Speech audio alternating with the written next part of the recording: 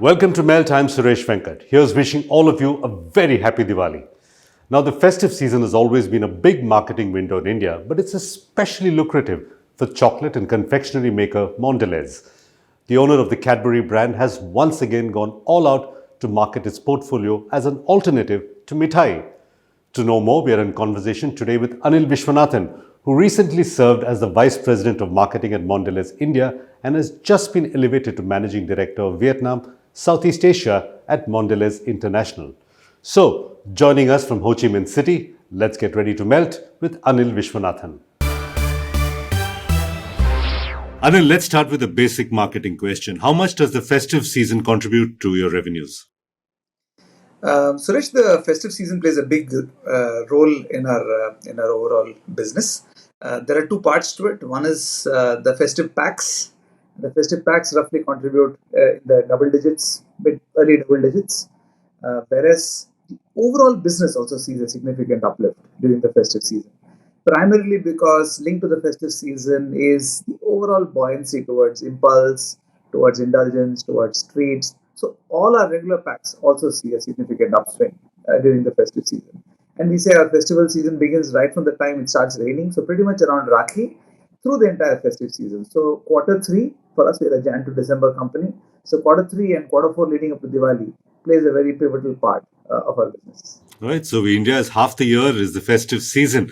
Now, with all the marketing around the festive season, clearly the quest is for the consumer to consider chocolate over mithai, right? Is that still a battle? Has the consumer behavior changed over the years? Has it now become easier to convince them to choose chocolate over mithai? I think I'd just possibly rephrase that a little bit, Suresh, to say it's not chocolate over mithai, but chocolate as an alternative to mithai. It's always a bit presumptuous to assume that we will replace behavior. The way we talk about it is we ride on existing consumer behavior. We've always positioned chocolate as a modern meter, as an alternative to meter, not really as a substitute. We think we can easily coexist. It's a massive ocean out there. And as we all know, if you look at the length and breadth of this country and the diversity of sweets that we consume day in day out, we're still a small part of the entire ocean. So we think there is easily a lot of space available for us to ride on this massive meta that we have in the country. And having said that, I think it's been a long journey, a long and successful journey, and consumers do find us and do accept us as a modern alternative, especially the youngsters, the Gen Zers. Many of them accept it as possibly their interpretation of it as well. So that's the way it has been unfolding. And it has two elements to it. One is self-consumption, so substituting or being part of meeta consumption occasions. And then festive, where it is about mithai is not just about consumption, but it is also about relevance and part of the cultural codes of the festival. So there, our gift box finds itself yet as an alternative to meeta boxes as well. So that's the way the story has unfolded. So it's been a good story, and we have to keep reminding ourselves as marketers that there's a lot more runway that we have over the years, and we don't really have to do much new, but continue to write and tell new chapters in the journey of being accepted as an alternate to meeta. Okay, so alternative, not over mithai. I got that. Anil, your current campaign is Shops for the Shopless. Tell us a little bit about what led to the genesis of this year's campaign. This year's campaign, Suresh, is a continuity from where we left off last year. And you're tracking the space, the amount of buzz that we were able to generate over the last couple of years with not just a Cadbury ad. Firstly, started with, offering a space to small and medium-sized businesses who needed help. Then we read on it and really catapulted it with the whole Shah Rukh Khan My Ad, where we were able to create personalized ads. So I think this year again, the pressure was on us and our agency partners to say, how do we take this to the next level? We were very clear that we didn't want to just give up on this platform. There's still so much to be done in this platform in terms of providing and helping out businesses that need help. We just felt that in order to keep the story exciting, in order to ensure that the consumer stays engaged, we just added an additional layer to this by saying we want to bring our focus now to the hawkers and those who are shopless in that sense and who are kind of pretty much exposed to the element and to all kinds of elements and really struggle for having a space of their own, having some regular business, and finding a way in which they can, you know, find their regular consumers on a regular basis and not really get disrupted. So we know that space is a massive constraint and we cannot give space in the real world. But thankfully, there's infinite space in the online world, and that's where the idea came up and said, why don't we create a space on our pack where we can create a virtual shop front for all of these Hawkers and people who don't have a space. And really, I mean, then the wonder that is technology just allows us to scale it up. We can take it to every neighborhood, take it to as many hawkers as we want, and really we are trying to crowdsource this. We're starting by getting a few pin codes over a few cities, over a few thousand hawkers to start with. But really, we anticipate this to really get massive scale as consumers and hawkers both come to the platform, and kind of this gets crowdsourced to as much scale as we can. Anil, tell us about how an insight like this actually filters up. Is it by randomly walking around talking to hawkers? Is it a scientific survey that you do? How does an idea like this filter up to you from your agency or from your team? I think possibly our agency partners are best served to kind of respond how their creative process works. But from whatever we've seen on the ring side, Suresh, of course, we do our work in terms of doing the relevant consumer research. Once the season is over, we spent pretty much a lot of time post Diwali last year to see and measure the impact, not only to the business, but in terms of what it meant for the people who we wanted to address. And really, did consumers pick up? Did retailers really respond positively? And we got a lot of positive feedback from that. So that is the first starting point. I think the second point is we go back to the kind of the core brand idea of generosity. That's been driving a lot of work we've been doing on Cadbury over the last 4 years. And when you think about generosity, it's a very broad theme. It really talks about inspiring the generous spirit in all of us. So what happens when you have a much broader brand idea is you're able to liberate yourself from very specific facets or very specific manifestations of it, which are very, very activation oriented or very specific to a particular idea or a problem. So hence we have a very clear context, but a very, very broad brand idea. And they tend to collide to create the kind of space for to think broad while being relevant for the current context. I mean, that's the duality of it that makes it very, very interesting. So, just to use another analogy, you have IPL and you have generosity. So generosity is broad, but IPL and cricket is very, very, very constrained. And through that, we came up with this very, very interesting idea of celebrating the online groundsman and made the groundsman really the power. So it's a similar concept of a very clear context and a very broad brand idea, and them colliding to create a beautiful, fertile space where the creative teams could think in a much more fearless, open manner rather than in a very constrained brief. Anil, like you mentioned, the Shops for Shopless campaigns follows the Not Just a Cadbury ad and the Shah Rukh Khan My Ad campaigns. Now, both these campaigns won a lot of awards, and there's no doubt that they strengthen the generosity narrative of the brand. But does your CEO ever ask you, but have these ads helped sell chocolates? Guess. Of course they do, right? I mean, Tell us how. the joy of being in marketing just compounds when you know that the work that you're doing on the brands also impacts business, Suresh. So, needless to say, the gifting business has been one of the fastest growing parts of our chocolate portfolio, and we've really scaled up. And as you have seen in our Mithai journey over the years, some of these initiatives have a benefit of having a compounding effect over time. And that's what we've seen. So if I take a 4 year arc, COVID notwithstanding, we've seen our gifting business really grow handsomely. So that gives us the reassurance that what's working for the equity of the brand also makes the brand kind of the most visible brand during the festival, makes the category most visible and most preferred during the festival. And that kind of has the impact that we have on the business today. So very happy with the business results and do feel very confident. What are the outcomes you're hoping for this campaign, the Shops for Shopless campaign? We just hope that in addition to us delivering our business results, I think what we've learned over the years is the fact that in the recent past is the fact that consumer engagement outstrips a pure play response to our communication. So we don't want it to just sit as a very, very inspiring ad or a piece of communication that the consumer consumes, but really we want to measure ourselves on the action the consumer takes. As I said, we're providing the platform, we're creating the initial a kind of initial momentum on the platform. But really, what will make us really happy is if we get significant scale of hawkers coming in, consumers coming in, actually consumers going to finding their preferred hawker who gives them the flowers during the Diwali, gives them the diya during the Diwali, gives them the kind of lanterns this Diwali, and all kinds of stuff that these those who come only for the festival sell and then they go away back to their native towns. We really want to enable that. We may not be able to capture all of it, but hopefully we're able to drive and be the driving force of this. We will be very happy. Anil, now let's talk about Oreo. Oreo has been around for a while. So why does the brand need a relaunch? Actually, the brand doesn't need a relaunch, Suresh. And in fact, what we have done this year is actually not a relaunch. It's just a fun activation.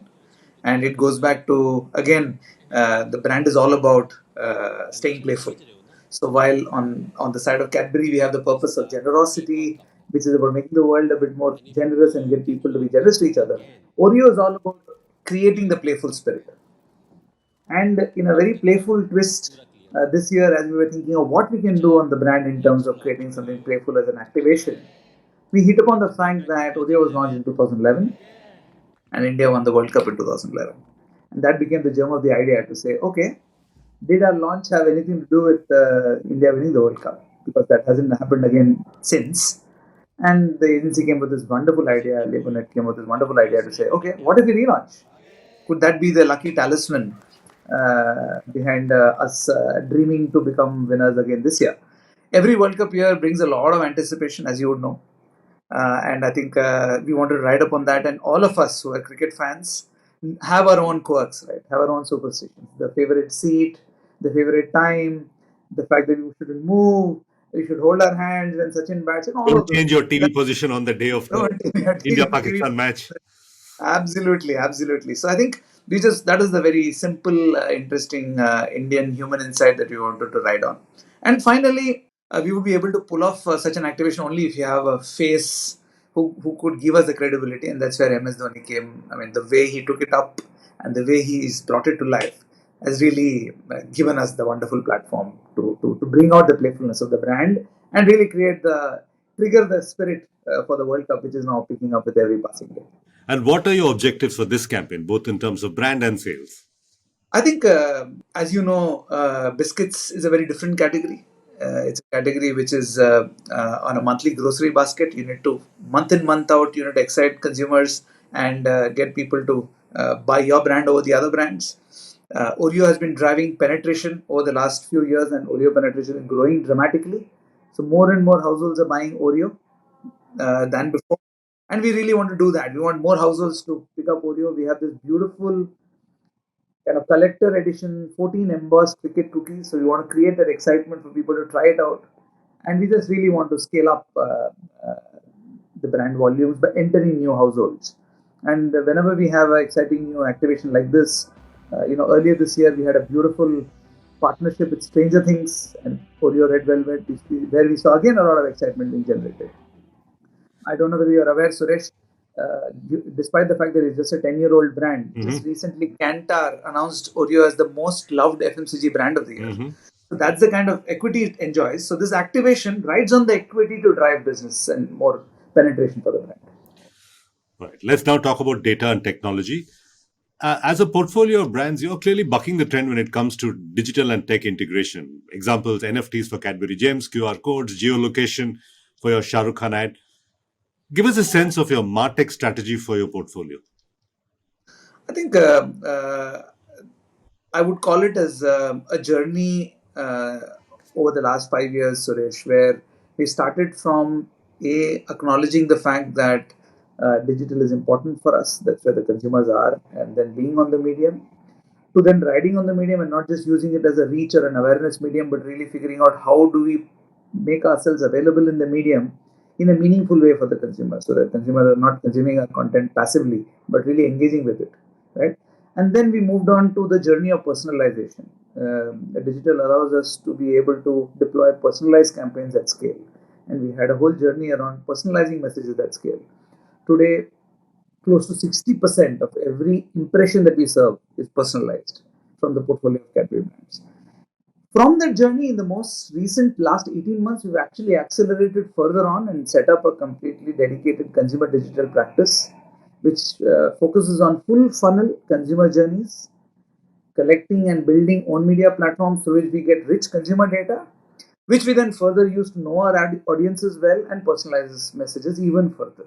So I think it's been a journey through which we are able to use the medium very, very effectively to drive consumer engagement on a personalized way and actually trigger a two-way conversation through which a consumer responds to our communication.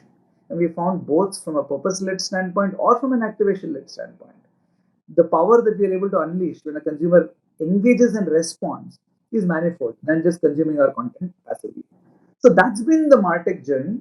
And we now have a dedicated consumer digital team which works on the data part, allows us to work on the data part in a dedicated way, continuing to provide quality data back to our brand teams who then work with them to create personalized campaigns and generate a lot of interesting insights and ideas for our agency teams to then convert into brand ideas. Sometimes, a lot of the approach towards MarTech tends to make it commoditized because CRM is what we tend to look at, tend to look at templates, tend to look at automated kind of scale campaigns.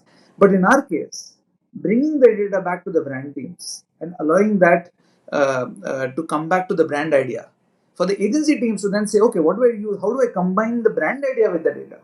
It then creates the magic of the campaigns that we see on air. So it's not just about setting up a consumer digital practice and having the right platform through which we collect data, but convert the data and let it collide with clear brand ideas, allowing us to create this interesting activation platform, which are scale. With all of this data and technology and the possibilities it offers, what happens to the marketer's instinct, Anil? As I said, I think data provides the science and the logic and hopefully the insight, which then the marketers pick up and work with agency teams to convert into ideas. So ideas still will rule the quality of impact that we have. Data provides the clarity, kind of the where to play and the how to win is the way how I would call it. Data provides the way to play, but really how to win is the idea.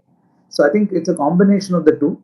I think for a long time we've been shooting in the dark when it comes to instinct. Right? When you talk about all of it as art, I think data just allows us to kind of bring in the interface of art and science, just improving the probability of success of our activation. Anil, there's a small but noticeable trend, and I can speak from personal experience. I drive past a big brand coffee chain, and I like to go to a small, quirky, artisanal coffee place when I want to have coffee. Right? And in the chocolate world, there is a whole host of small artisanal brands. Do you view any of these brands as any sort of competition? Not really. I think it'll be good for competition to come in. I think the more we embrace competition, the better. We have seen many, many examples where categories explode when competition comes in. The more choice the consumer gets, the more investment comes into the category. The more investment comes into the category becomes more salient. So I think finally the consumer's wallet is limited, and the consumer is making a put or a call decision every day in terms of which category he wants to transact with and which category he doesn't want to transact with. We are market leaders, Suresh, and quite large market leaders. So the onus has always been on us to grow the category. So sometimes it feels a bit, we do get a sense of relief that, okay, there's somebody else also is helping us build the category. We welcome and we find that such artisanal brands really help build literacy for the category, make consumers more aware, make the palette more evolved. So we welcome many such opportunities. Also, to be honest, keeps us sharp, ensures that if there are any white spaces or pockets that we would have missed out, then that becomes something that becomes visible to us and it forces us to remain agile. So the one thing that Cadbury is not associated with, and I'm excluding Bonvita from this question, is you're not known for healthy eating. And with an increasingly health conscious, gym going younger generation, does this bother you that you're not associated with healthy eating? I think, as you would know, Suresh, we're tracking the space. Thankfully, we are a snacking company. We want to be the leaders of snacking. And what we've realized as we track snacking on a very regular basis, Suresh, and every year we release a global state of snacking survey. Where India also plays a part, and we have a large sample size, so we continue to track snacking. So here's the reality: snacking is growing. So consumers are snacking more often because that's the choice they're making. They're eating lesser large meals and are snacking more often. So I think we are in the right space. In snacking, all our data suggests that taste plays the most important role. So consumers make the choices, but they will not compromise on taste. Consumers are being more aware, consumers are seeking more choice, and that's where we come in and we provide as much choice as possible. So I think we are very clear as we study snacking, as we see how consumers respond, and we have seen this in the past as well through our advertising campaigns. Our job is to provide the consumer a choice. I would argue that consumers will figure out what is healthy for them and what's not. There is a time in the day for something which is a little bit more nutritive in the morning, and there is a time in the day for having a nice, sweet moment of treat as well to close their day. So I think we will play a role in the consumer's life, and we'll let the consumers make a choice. Over a period of time, we are obviously looking at innovations and opportunities through which we can provide these alternatives. The alternatives could be portion sizes, alternative could be formats like bite size, alternative could be segments like dark, could be segments like snack bars, and all of these have been initiatives that we've been doing over the last few years, right? We also know very clearly that when the consumers come to our category, they'll find their way in which they'll manage, right? But they don't want to dilute the experience, right? So, the moment we did something like 30% less, the consumer is telling us that don't give me anything less. I want all of it. Anil Viswanathan of Mondelēz, thank you for talking to us at Melt. Thank you, Suresh. Thanks for having me. I'd like to end with the conversation to say no melt conversation is complete without a short memory on Anant. We miss him a lot. Absolutely. Thank you, Anil. Thank you. And that's a wrap on this episode. You can follow Melt on social media. The handle is Ready to Melt, or simply log on to readytomelt.com. If you'd like to follow me, I'm at Suvenk on Twitter. Till next week, goodbye and thanks for watching.